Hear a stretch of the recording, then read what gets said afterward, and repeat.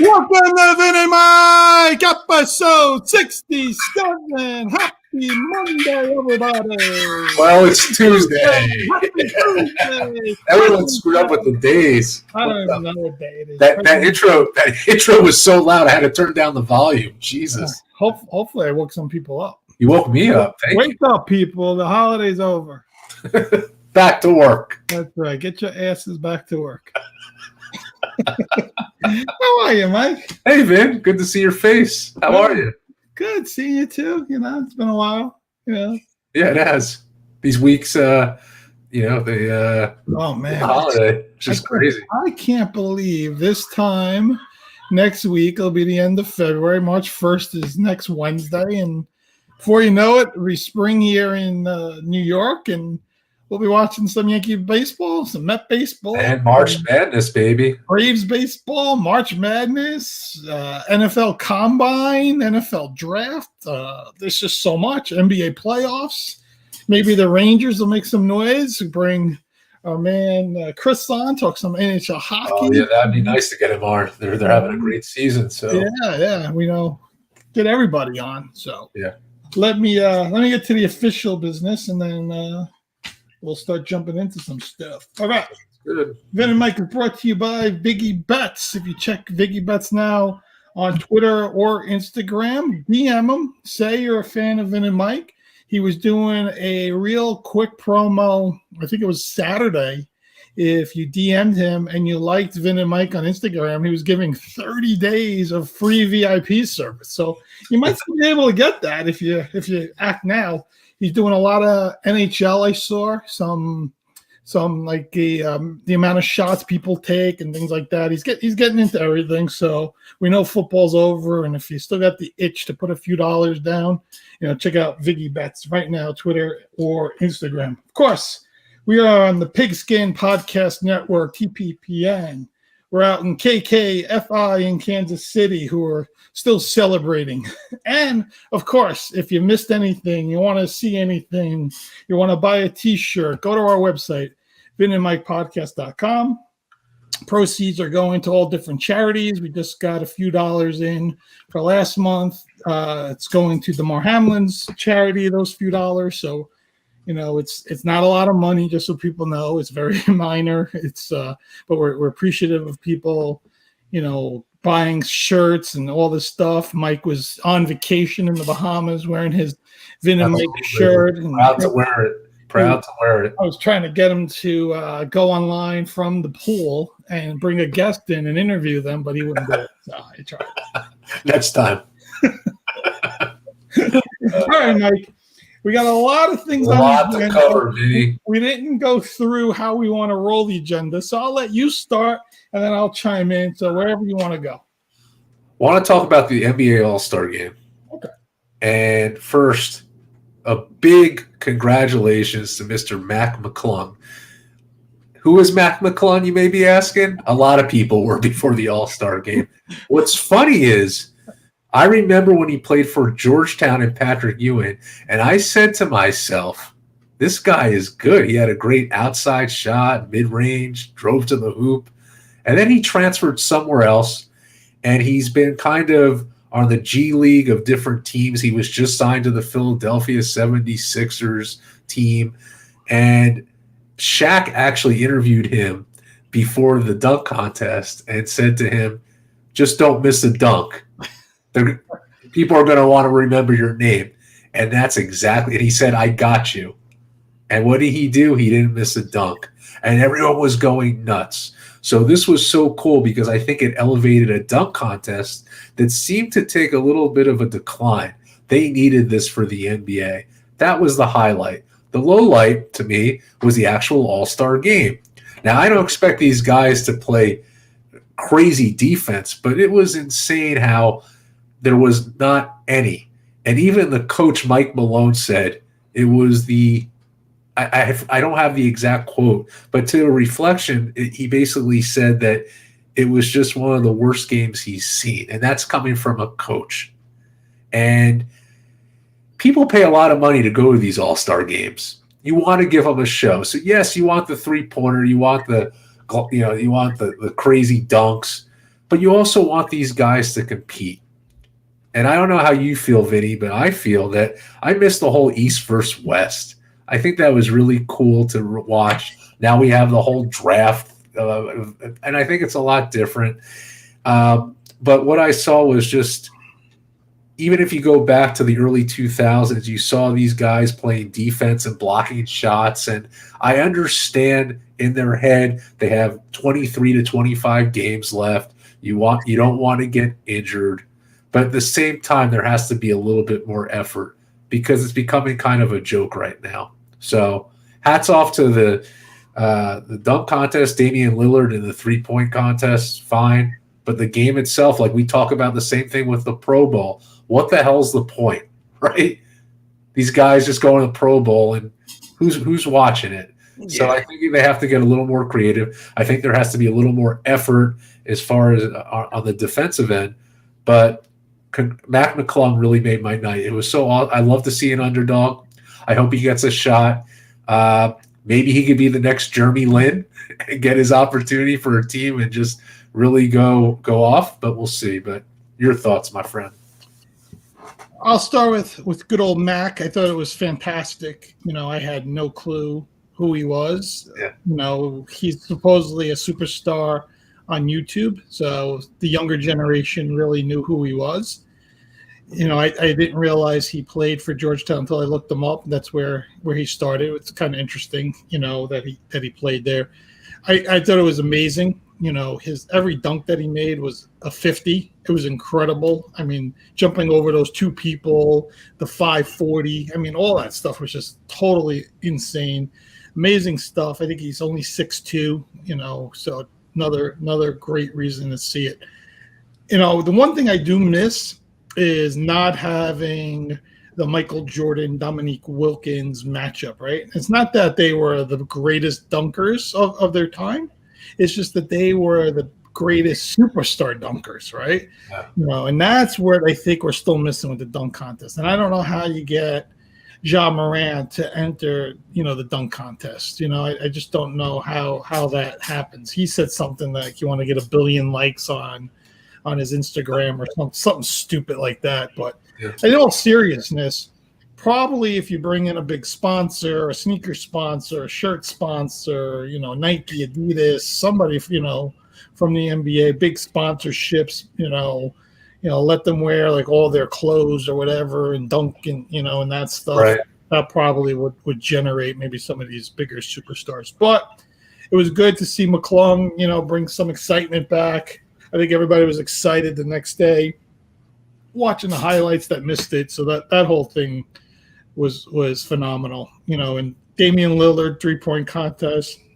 It's funny watching Julius Randle trying to compete. Said he didn't even. I want to forget about that. Well, he said he didn't practice, and you can see he didn't practice. So it is what it is. But it was good to see Lillard. Lillard is an amazing shooter himself. I think sometimes he gets overshadowed in the West, especially with Steph Curry out there. But he's a guy, you look at his numbers and the way Portland plays, he's a guy that put up 40, 50, 60 points sometimes, and exciting player. It's good to see him, get a little recognition. Now, the game just sucks. I can't stand these games. The NFL, the flag football was a little interesting. At least these guys played a little harder and were excited about playing, and there wasn't a lot of serious contact, which guys don't want to get hurt. And I think it's the same thing in the NBA. Guys don't really want to get injured. Maybe you go to like a 3-on-3 kind of concept, get a bunch of guys that play 3-on-3 against each other, do like a bracket, like LeBron's 3-man team, Giannis's 3-man team, Jokic's 3-man team, something like that. Jokic wasn't even drafted. He was like second to last to get picked. Jokic. Yeah, you know how it is. These guys pick their buddies, and he's probably just not. He's not LeBron or Giannis's buddy. He's beating their butts right now, so they're a little upset at him. True. These guys are ready to win the MVP and win the NBA title. So yeah. Denver's a strong team right now, but to your point, Mike, it's just boring, and I don't know. It doesn't excite me. I didn't watch any of the game. I just saw that it was, I think, 99-92 at half, and I'm just like, that's ridiculous. Who wants to see 100 points scored in a half? They're not playing any defense. Thank you. If anything, put in the 4-point line like the Harlem Globetrotters have. Like, guys, take some 4-pointers. Maybe that would bring some excitement to it. Change it a little bit.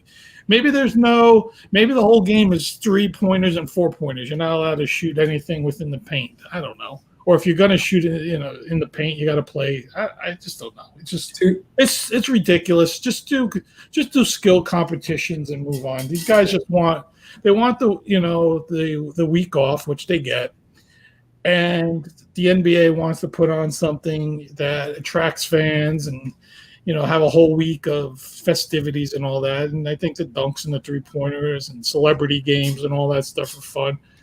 And just got to figure out something else to do. A regular game it's just no fun anymore. You watch, in all seriousness, you watch like the 1993 All-Star game, right? It's the best. Those guys, Barkley, Dan Marley, Danny Ainge all played for Phoenix, all playing together against, Jordan and Pippen and those guys. And you could see, yes, they're not probably playing the most intense, but you can see they're playing defense. They're trying to keep each other from scoring and everything. So, again, I don't know how you bring that back, because I do get the point of injury and all that. You just don't want guys getting hurt, a guy gets hurt in an all-star game, a superstar player like, Jason Tatum, who scored 55, right, in the all-star game. Just say he got hurt. That's Boston's number one guy, and then what do you do? Then everybody's going to have a fit about the all-star game altogether. Well, how come – let me ask you this, but how come in 1993 – that wasn't the case? Because guys made $1 million. Now they're making $50 million. It's a big difference. Yeah. There's a lot more money on the line. There's a lot more things on the line for teams, for these guys, and all this stuff. And they, and who knows? We're not 100% sure how guys felt after an All-Star game. That could have been as sore after an All-Star game as they felt after a regular season game. These guys just don't want to subject themselves to it. Listen, I agree with you. If you're going to play like that and play a lack of defense, then do a skills competition. Yeah. Move towards something else. Yeah, do a 3-on-3 kind of thing or something to that effect, right? You were talking about that Wilkins Jordan dunk contest. I think that was 88 actually, and watching highlights of that, it was crazy. Like, who was going to get 50 perfect score? There was a competition, and I don't know. I just look back to Larry. Maybe I'm just stuck in a different time. Like, I look at Larry Bird back in the 3-point contest, like him pointing at the basket and not taking his warm-up jacket off. I just think that I have to be more open-minded to this style of basketball. I was having a conversation with Jonas actually about how basketball has changed, and I was saying with the center position, like the Shaq, the Elijah, David Robinson, they were true centers, post-up people. And that's becoming so obsolete. Now these centers are taking threes. It's an outside game. And the 3-pointers, when that got into the NBA, I think when Bird and Magic came in the league, that was like an extra bonus. I mean, they weren't launching them like they do now. It's a very different game. And it's something that I think we all as fans have to really get used to and have an understanding for, because my heart is still to like 90s basketball, the grind and the competitive nature. And it's just a very different game right now. It's evolved so much in the last like 20, 25 years. Yeah, and I'm guessing it's the Golden State Warriors that put in that kind of style of offense, because Steph and Clay were so good at shooting threes 10 years ago and still are to this day. But when they first started coming into the league together and putting everything together and winning championships, I think it just changed the way people started thinking about offense, right? And then analytics play into it, right? You rather take 33-point shots and shoot 40% than, let's say, 42-point shots and shoot 50%, whatever that equals out to. The 3-point shots are worth more, right? Ultimately you're going to score more points, with that kind of percentages and analytics. And then you get a guy like a Steph Curry that can shoot a similar field goal percentage from 3 than he can shoot from 2, right? And then it's like, all right, now we've added a whole different dimension to scoring, and now you put that all in place, and that's what these teams start looking at. And then the rules have changed, right? Yeah. You barely can touch a guy. And again, it all comes down to protecting. That's true. That's true. You know what else we were talking about? It made me just smile. He was asking me, were you, because you lived in New Jersey, were you ever a Nets fan when they were in New Jersey? And I said, I always watched the Knicks. I always diehard Knicks. However, back when they were Brennan Arena, yeah. So the Garden tickets were expensive, not like they are now.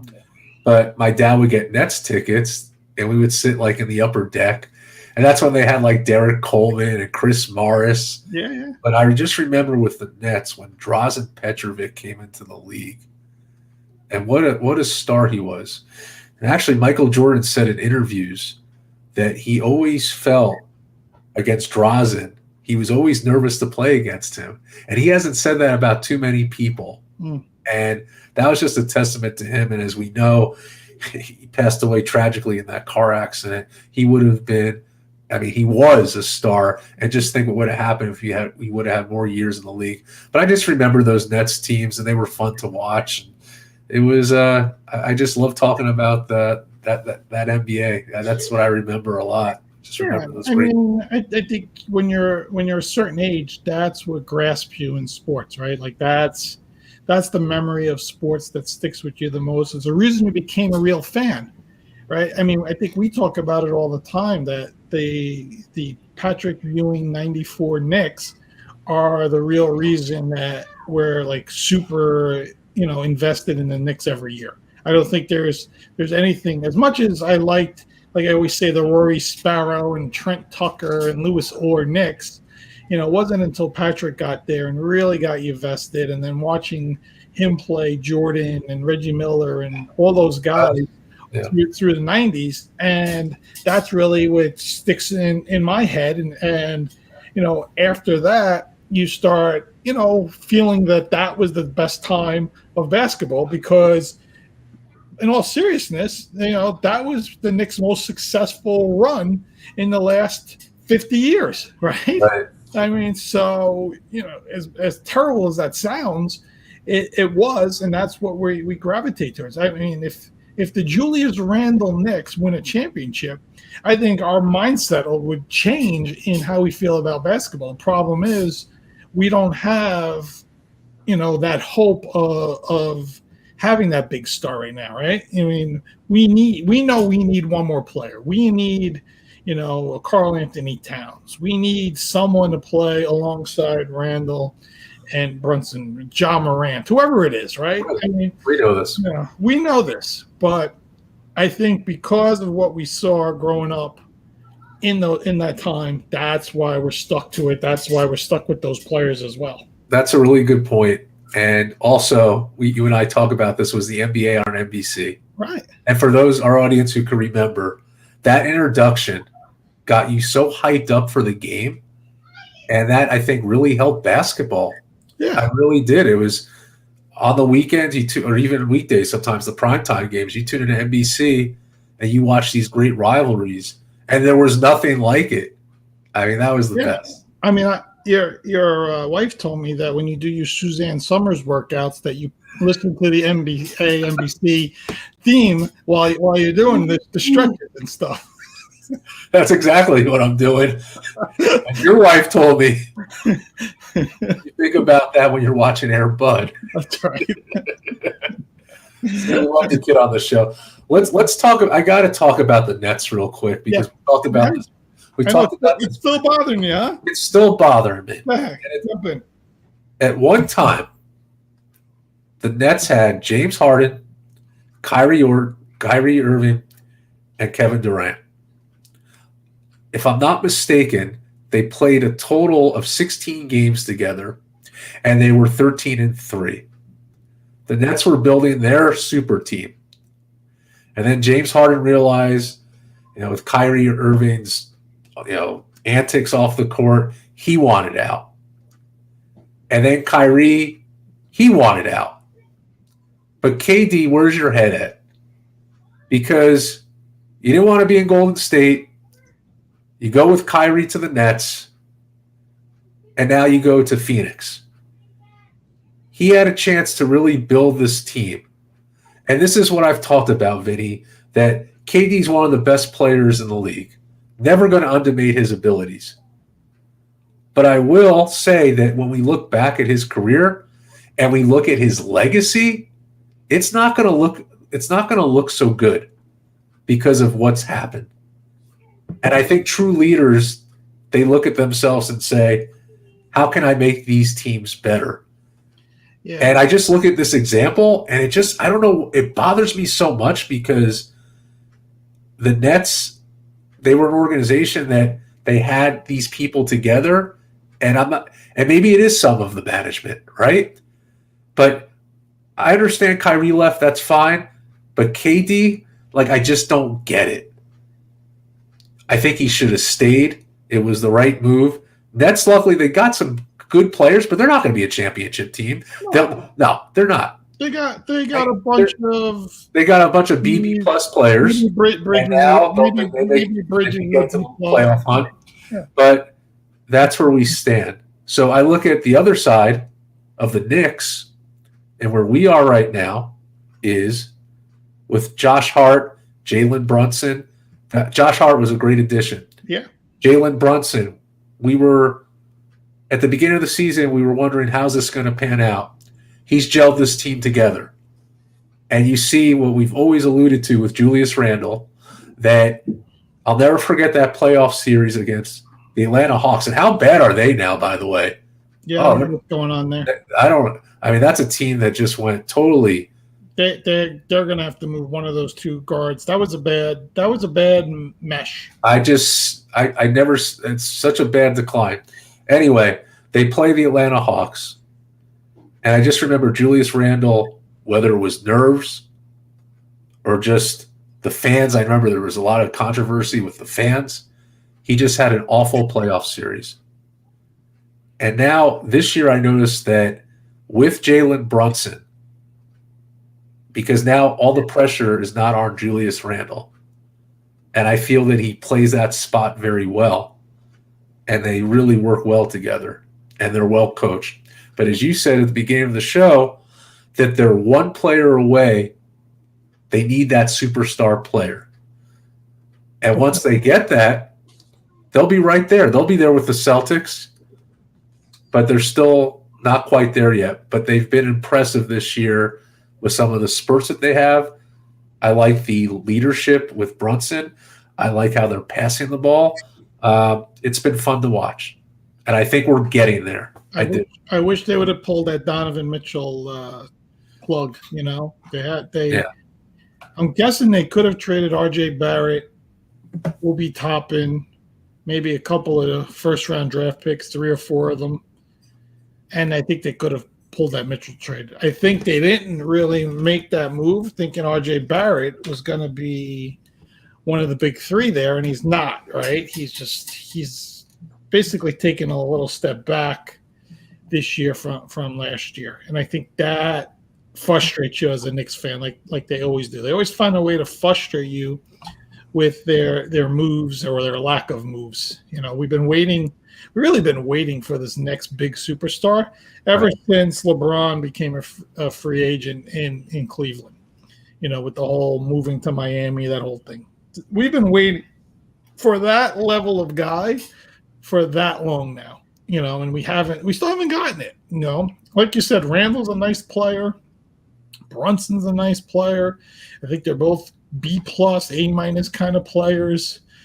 Josh Hart, a solid, real good role guy, but put some points on the board. All that stuff. Right.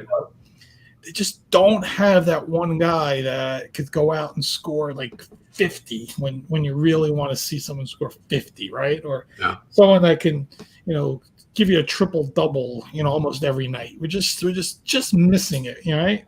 Just so close.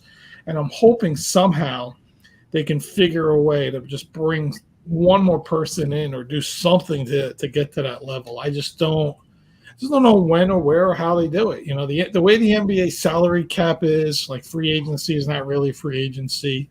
You don't really get an opportunity to get like the best free agents, with all these supermax deals and all this craziness that goes on and all that stuff. I wish they had a little more parity there.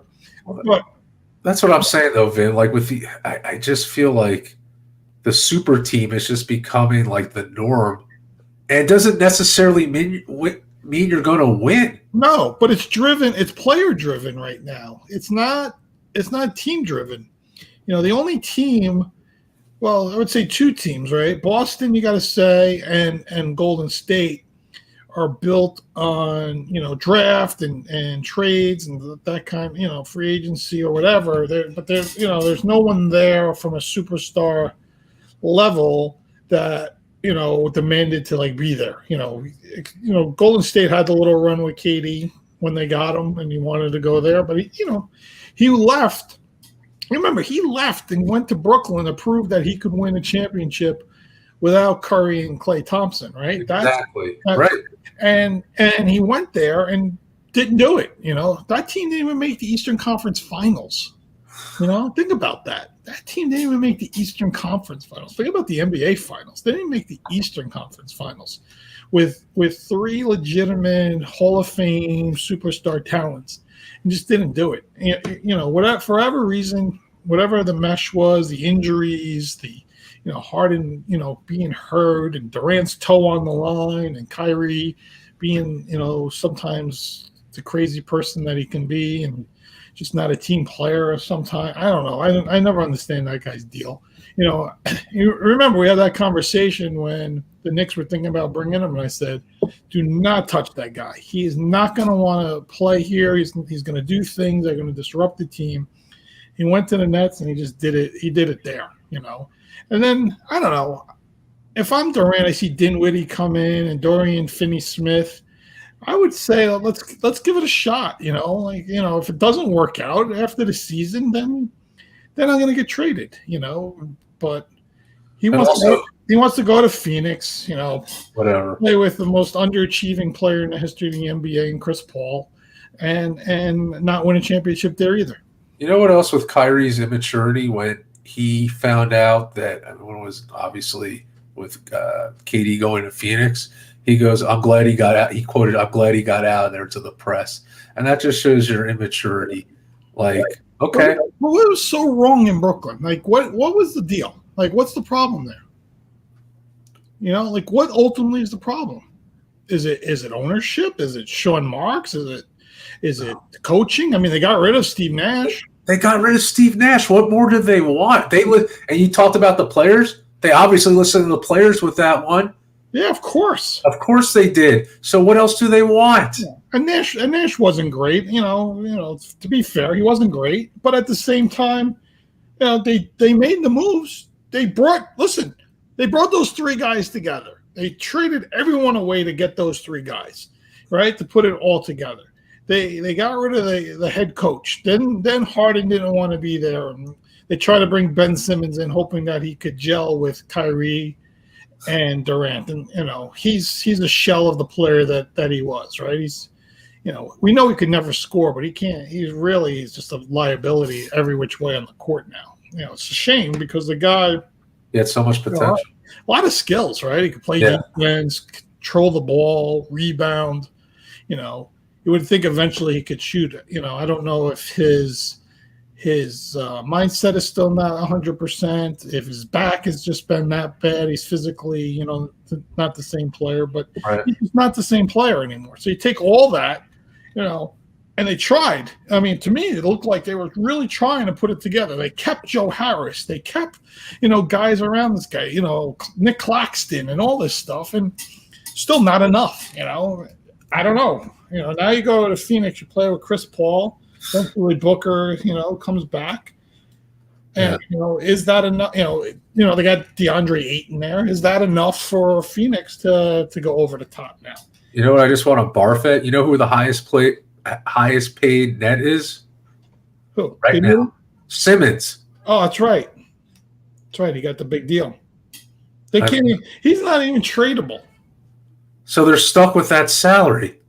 Yeah, until I don't know how long that contract is. No idea. It's just ridiculous. The whole thing The is whole thing ridiculous. is like. It really is. It's just crazy. So I'm so glad I'm a Knicks fan. yeah. Oh, and That's by the way, just coming in, and we were just talking about the Hawks. They just fired Nate McMillan. So how funny is that? there you go. I'm just like they've been playing like crap. Yeah, breaking news because they it's not below 500 record at NBA All-Star. You got to make some kind of change. Yeah, because Trae Young, there's just something not right. Well, I don't know if it's Murray being there. I have no idea. Maybe he's just not that good. Maybe he just got a little hype train there for a little while. I don't know. All right, let's get to the commercial and come back. We'll jump into some quarterbacks because they're heating up. It's heating up, Mike. It's heating up. Heat is on. All right. By the way, we got the new commercial. So all right. NBA fans, it's time to bring the hoops action to the palm of your hand with DraftKings Sportsbook, an official sports betting partner of the NBA. This week, new customers can bet $5 and win $200 in free bets instantly. Plus, for a limited time, all new and existing customers can get a no-sweat same-game parlay every day. Go to DraftKings Sportsbook app today, opt in, place the same-game parlay on any NBA game, and if it doesn't hit, you'll get a free bet back. So, any NBA action you're going to look into once things come back, Mike? Anything? You're going to put a few dollars on the Nets winning, coming out of All-Star break? No? No, I pass on that Nets bet. Download the app now and sign up with code TPPN. New customers can bet $5 on the NBA and get $200 in free bets instantly. Only at DraftKings Sportsbook, an official betting partner of the NBA with code TPPN. Minimum age and eligibility restrictions apply. Void in Ohio. See show notes for details. I guess in Ohio did bad things again. They got voided. I didn't look, and I should have looked it up before we came on the show, and I don't want to look it up while we're on the show, but I'm wondering what the official betting pool was on the Super Bowl. It was estimated that it was going to be 16 billion, right? Well, that was the estimate before the game. I went higher than that. So I'll have to look it up and we'll check it out. But let's flip to the NFL. And I'm going to give you the floor to talk about it first because Derek Carr visited the Jets over the weekend. I listened to David last night on NFL Network. David said they had a great visit, a good relationship with Robert Saleh and Derek, which David felt that would be something that would definitely happen because they're both really good guys and will get along. And there's some coaches that are in the building that Derek knows and all this stuff. And it ended up being a very positive conversation between both the Jets and Carr. But David said on NFL Network last night that Derek is going to continue to look at other teams because he's only knows 3 teams right now, right? He knows what it was to be in Vegas with the Raiders. He got to visit with the Saints, and I got to visit with the Jets. So I guess he's going to see who else is interested, where he might be potentially interested, and just get a feel for the NFL. But I guess some of your thoughts about what that means for you. And, the conversations that came out of Jet Camp. So I heard the same thing. They were very positive conversations. But the way I look at this is that they have to grab him quick or try to get him because I really feel right now, and there could be a wild card here, it's between him and Aaron Rodgers. Now, as far as salary cap and draft picks, you're much better going with Derek Carr. With Rodgers, you're going to have to give up a lot. And I still think the Jets need some good draft picks to build up that offensive line. I still think we need that, and you shouldn't have to give that up. I think culturally that Derek Carr would be a better pick, but you have to act now. So who's ever in negotiations, the word positive, but actions speak louder than words. You don't know what Aaron Rodgers is thinking. It's very well that he'll stay with the Green Bay Packers, and then if that happens, you're back to square one. So I think you have to really act quickly. It sounded like it was very positive. And at this point, I hope they pull the trigger on Derek Carr. I think it's the most logical step. It makes sense from a money perspective. I think it makes sense from a cultural perspective, and we shall see what direction they go in. And I think we'll know very soon. Where would you like to see the money? Not the money. Forget the money. Who cares? Right? It's not our money. Where would you like to see the years drop in for Derek Carr? Like if I told you, he got this amount of years, what would you want me to say? I always like to look at the number 5. I mean, how old is he right now? 32, 33, something. So I think if I could get, I always like to look at 5 as a good number. I think that's a very strong number. But I'm going to be even more conservative here. If we could get even 3 to 5 years, I'd be happy with that. Because we talked about this on the last show, Vinny, that the Jets are not at Super Bowl caliber team yet. They're still building, but they're on their way there. And I think in 3 to 5 years they could get there if they continue to build that offensive line. Defensively, I think we're stacked. We have a great receiving unit, and you need a quarterback that's really going to mesh with that. But it's all about the quarterback, and we had a subpar quarterback who was not getting it done. And I think you put someone in that position and give them 3 to 5 years to build that, I think we could be successful. The problem over the years, as we've seen with Darnold and other quarterbacks, is it's like a flash in the pan. 1 year they're in, 1 year they're out. You never have a chance to build.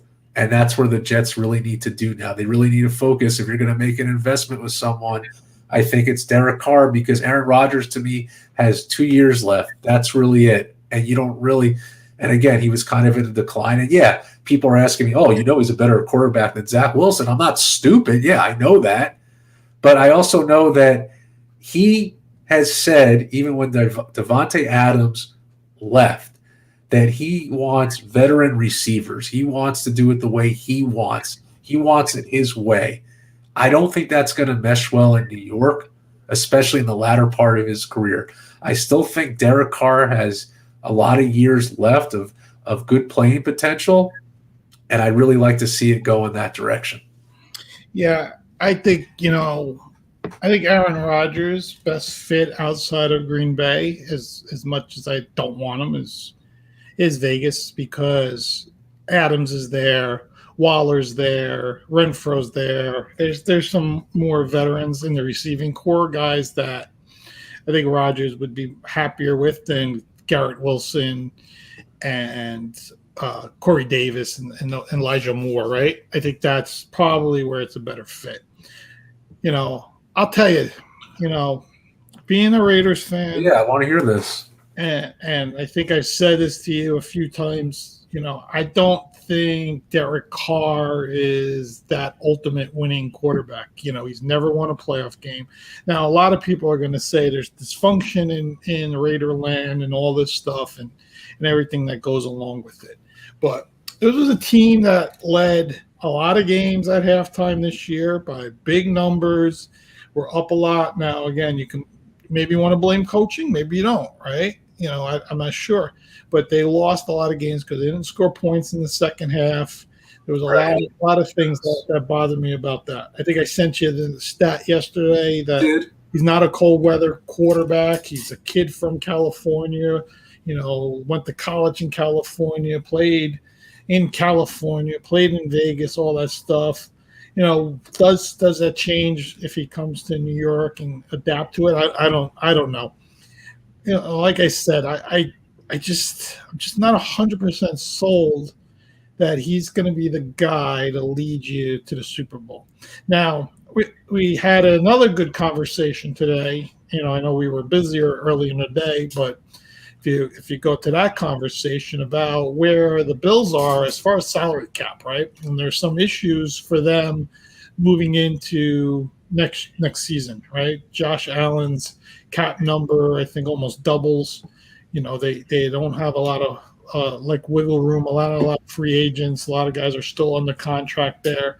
So they're not going to be able to probably enhance that team the way that people think they are. Probably going to have to move some players around. Right. The Jets are in a better salary cap position. So I think the Jets are in a spot going into next year where they can make some noise in the AFC East if they get the right guy to play quarterback. Because I think, Breece Hall, Garrett Wilson, Sauce Gardner, the defense, right? You can put it all together. You just got a lot of really good young parts there that, can enhance it. And, if you can get an Aaron Rodgers that is motivated to play and wants to be there, and I think if he gets traded there, he's going to grant that trade. He's going to want to be there. So it's not like you're trading for a guy that all of a sudden does not want to be there. He's going to have to okay that trade and want to be there. If Carr signs there, he's going to want to be there. He's a free agent. Maybe you can make a trade, Lamar Jackson. Most likely Baltimore franchise him, but you never know. There's, the Justin Fields talks as well. So I think the Jets don't have to be too aggressive. But if they feel Derek Carr's their guy and he's going to be the guy to manage things and do the right thing, I think you're right. They got to pull the plug. For me, you can have him. I was done with him. Yeah, but you were up and down with him. Like some weeks you were higher on him, and some weeks you were low, and maybe it just takes another team. Listen, you can have the highs and lows with him. I'm done with him. I was done with Matt Stafford too, and he won a Super Bowl. So that's what I'm saying. Maybe another team will give him hope. So if you bring Derek Carr in for 4 years, because I'll go right in the middle of your 3 to 5.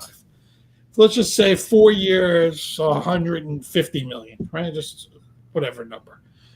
Do you trade Zach Wilson, or do you make him the backup to Carr? No, you trade him. Leave Mike White there as a backup. What would you want to get for Zach Wilson in a trade? Or you don't even care? I don't know. I can't even think about it. I don't even care. Like if I said, we're trading Zach Wilson to the Houston Texans for a 5th round and a 6th round pick, would you be okay with that? That's what they'll probably give you for it. Would you be okay with that if you heard that? Or do you think you want at least like a 3rd round? I want at least a 3rd round, to be honest. So you want something, like you feel there's some value. Because he's a young guy. Yes, there's still – listen, I don't think he's right for the Jets. I think he proved that it was just a horrific season, but he's still young and he still could work out somewhere else. But I think you have to get at least a 3rd round pick for him. Yes. All right. Yeah. Now I have a question for you. You'll end up being in the Raiders for a 3rd round pick. That's how we do things. So my question to you is on the other side of New York, the Giants. Yeah. Daniel Jones now is asking for $45 million a year. And I think it's that's the rumor, right? It's been taught. I have to say that rumor, but if it is true, well, he's hiring a new agent too. Yes, so I think that's a sign. Yeah. What are your thoughts on that?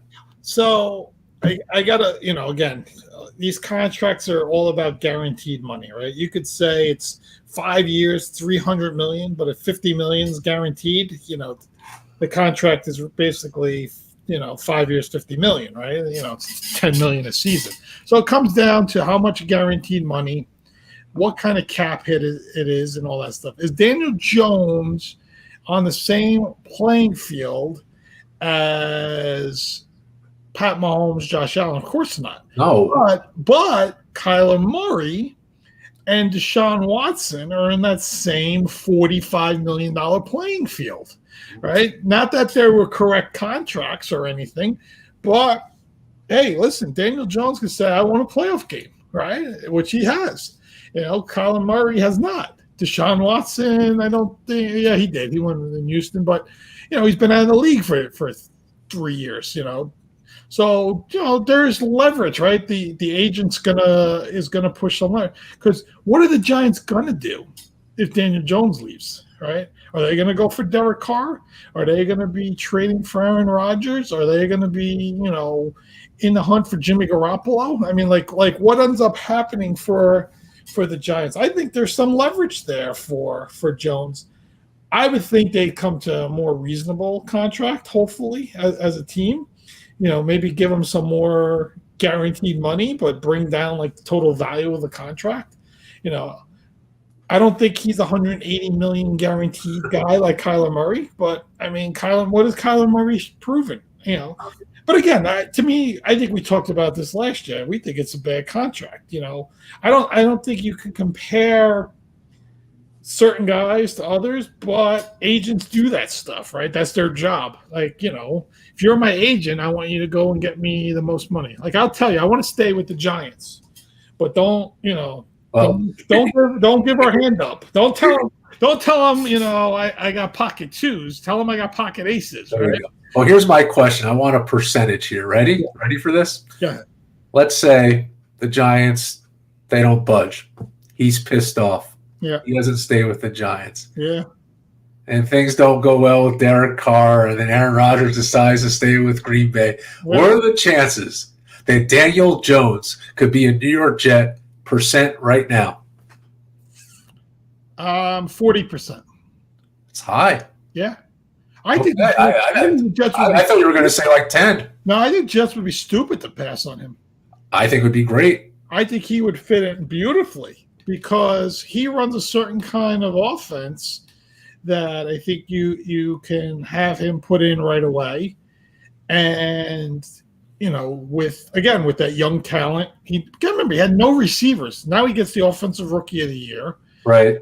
It just becomes a little different. And he proved that he can play in New York. He proved that he can play under some big lights, and he put together a very nice year. Not big numbers, but he wasn't asked to throw 30 touchdowns and throw for 5,000 yards. He was asked to control the game, don't make mistakes, run the ball when you have to. Right.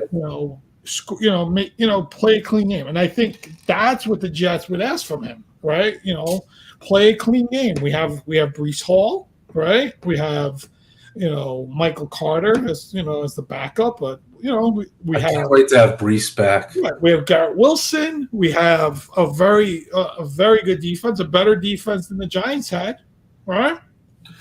Yeah. Speaking of the Jets, schedule comes out in May, and Vinny and I are watching very closely for the Jets-Raiders game in Vegas.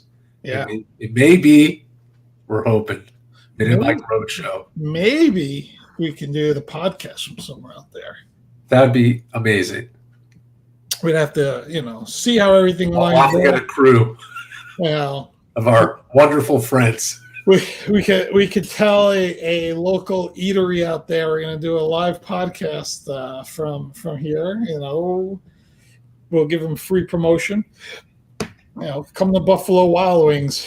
And, we'll have one of Sauce's. We'll have Sauce Gardner with us. That's right. We'll at least have Antoine Staley with us. How awesome was – I love seeing his pictures this year. Yeah. Of just all the stadiums he got to go to. Yeah. What he's done for the Daily Record. Yeah, having him on our show, it was really awesome. Yeah, I think once the Jets make a quarterback decision one way or the other, we'll have him on. Yeah, we got to reach out to him to meet us on a night also. We do. We owe that to him. So, Twan, when you listen to this episode, know that we owe you a night. Moving on real quick. I was really impressed. We're moving on to baseball real quick. Yeah. With the Mets and Steve Cohn, what he said, it was so humble. Obviously, spending money like crazy to build his team. But someone had asked him because, Brian Cashman on the Yankees will say, we're doing this for championships, and that's the expectation. Championships or bust. Steve Cohn on the other side is saying, you know what? We're doing this to build our team. We want to be there, but we know how the playoffs are just so hard, but I'm going to do everything I can as an owner to make my team better so we can get there because there's so much variance pretty much. And I thought it was a very honorable, humble thing to say about that organization. I think it will fade to black if they don't win a World Series. No one will care if you start making the postseason every year and not win. That's what happens in New York, especially. I mean, think about it. Yankee fans, we're pissed off when we win 99 games. You know, we won 99 games, but we didn't get to the World Series. We didn't have a shot, right? And I think that's what eventually will happen to Met fans. Right now, Met fans are happy that Cohen's investing in the team, building it, trying to win every cost, getting there, and putting him in a position to be there. But if they keep getting there year after year and not winning, you'll see that switch flip real fast, and fans are, they'll know that he's doing everything to get them there, but why aren't we getting there? Like, what is going on that we can't, win, and how are we going to win? Fire this guy and fire that guy, before you know it, Buck is fired again. And that would be the best thing to happen to Mets because, he's notorious for getting fired, and then the next year the team wins the World Series. So that might happen. Yeah. You know what I was thinking about? Can you tell? I love your Yankees story because we have like 10 minutes left. Yeah. Of when you sat in the upper deck. The bleachers for that game, like how you got the tickets and it was so cheap. It was a really... the good and no hitter. Please. Yeah. So 1996. It was early, so it was May. I think Gooden's no, it was May 14th, 96. So sometime in April or May, I got this package, and I forgot how much I paid for it. Maybe I paid $10. They gave you all different kinds of like coupons and everything. And one of the things in there was buy one, get one free Yankee tickets, which now, never happens. But again, it was early 96. The Yankees have not won a World Series at that time since 78. They haven't been in a World Series since 81. So it wasn't a lot of winning. So they were just trying to get fans in the stands, and this is where I go back to, once you get there, you better win or, people start getting crazy again. But so it was buy one, get one free. So this game, if I'm correct, was a rain out game, like from early, like in the season, like early April. And that was like the makeup in May against Seattle. And a good friend of mine, Dell, was a huge Ken Griffey Jr. fan, huge, and he's like, can we see if we can get the Seattle game? Sure. So I said, all right, now 96, no internet, well, whatever internet there was. So how do you get tickets? I drive down to the Bronx. I park on River Road. Different time. I go up to the box office with these coupons and say, I think I had 5 of them, so I was getting 10 tickets. So I said I want the best tickets, for the Seattle game. So the guy shows me where they are. They were the third and fourth row, because we sat like 5 and 5, like that. Stacked. Yeah.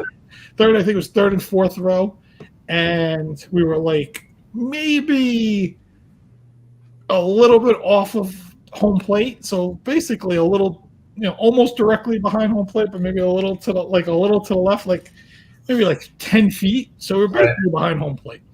So they were $20 a seat, right?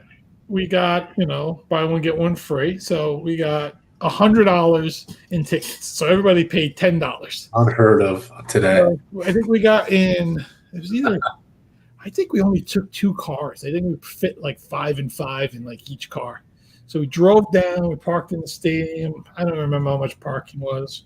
So we go in, we sit, everybody's like, oh, these are great, right? So I'll never forget, we're sitting there, it's like the 3rd inning, and Gooden's pitching, and my friend goes, he's pitching a no-hitter. I go, oh, it's the 3rd inning no-hitter, right? We were just like, they were joking around. But by the 5th inning, we were like, uh-oh, now it's 5 innings. Now you made the halfway point, you haven't given up a hit. The 7th inning came. Now it's a whole different atmosphere. I'll never forget the Yankees bottom of the 8th. Everyone was so quiet and wanted the Yankees just to like get out, like just make out. Where they were up 2-0, like just make out. Let's get to the top of the ninth. Let's get this guy in the mound. Like all this stuff. Right. So the 9th inning started, and then it was so loud.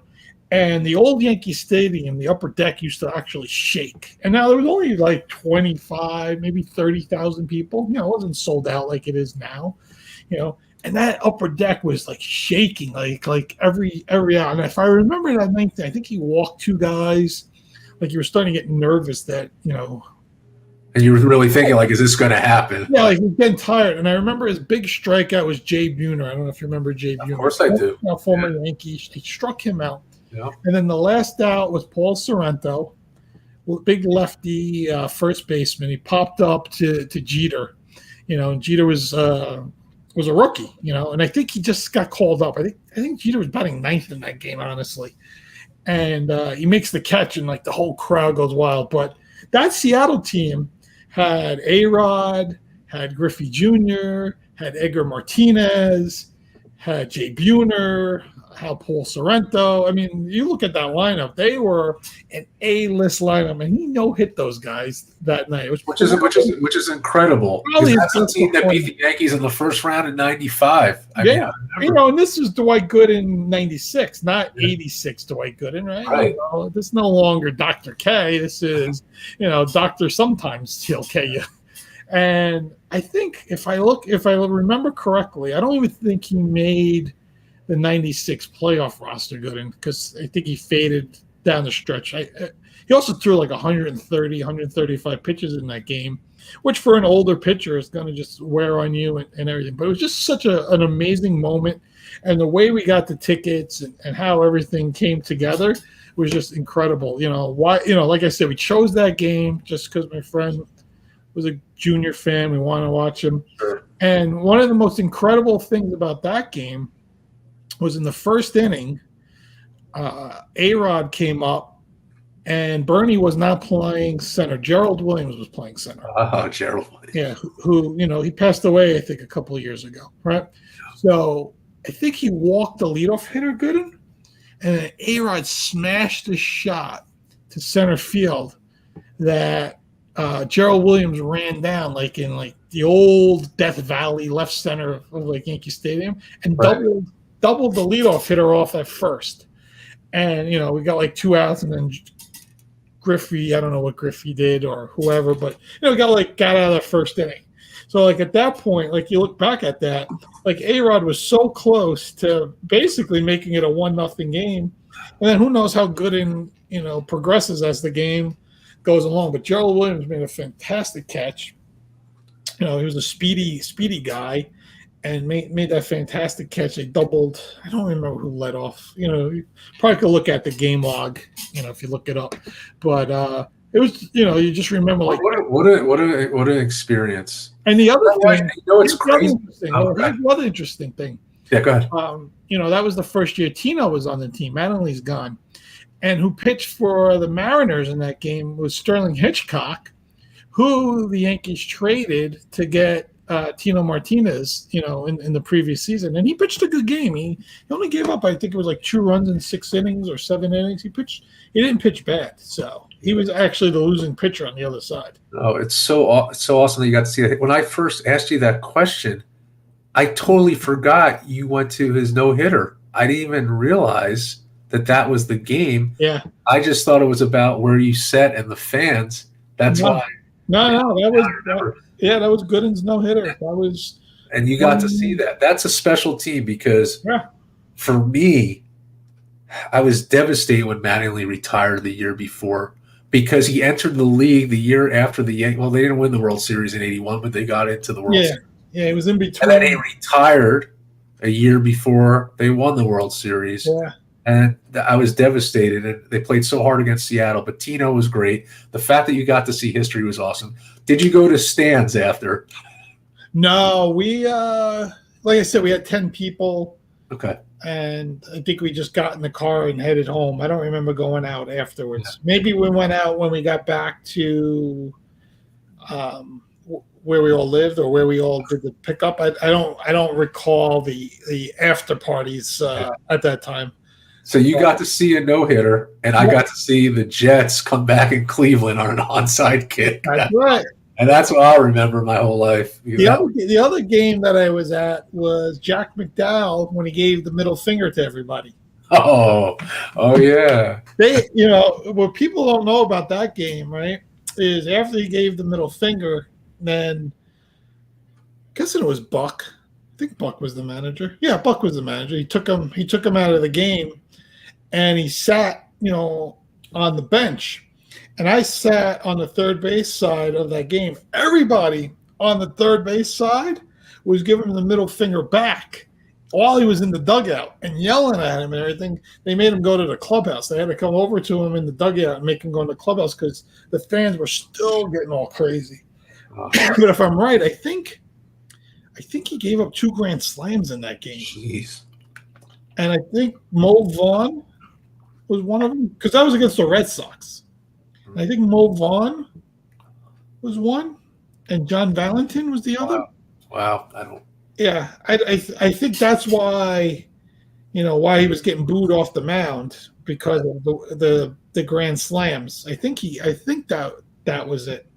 And he flicked the middle finger up. So yeah, I've been to some interesting games over the years. I was at Mariano's, last game. Yeah. We made a point to buy a ticket for that. You did it right. We should discuss our episodes, just classic games we got to be a part of it. That's cool. It's cool to discuss this. Yeah, a lot of fun stuff. Like even classic games to watch. Yep. Like I remember being a kid watching Villanova Georgetown, like really being young, and that Monday night and coming home and sitting in the living room basically by myself because my dad didn't really care about college basketball. My brother was too young at the time. My mother was probably making some meatballs. You know how that is.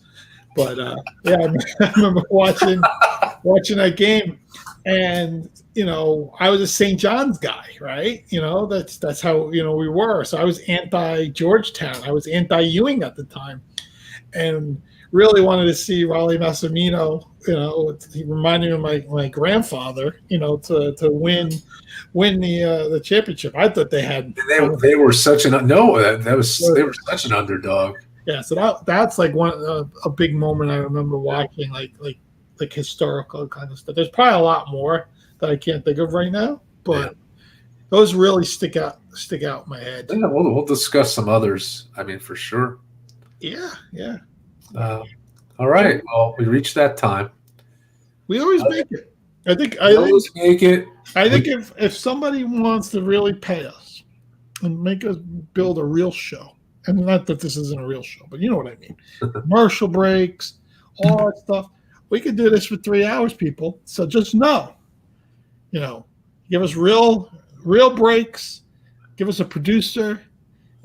Pay Mike. His big fee. I'm cheaper than him. He has the Peloton. You got to pay big bucks for this guy. I come at a premium. He has the Peloton behind him. He needs to pay for his monthly. I got to pay for that subscription. Come on, especially maybe it'll snow Saturday.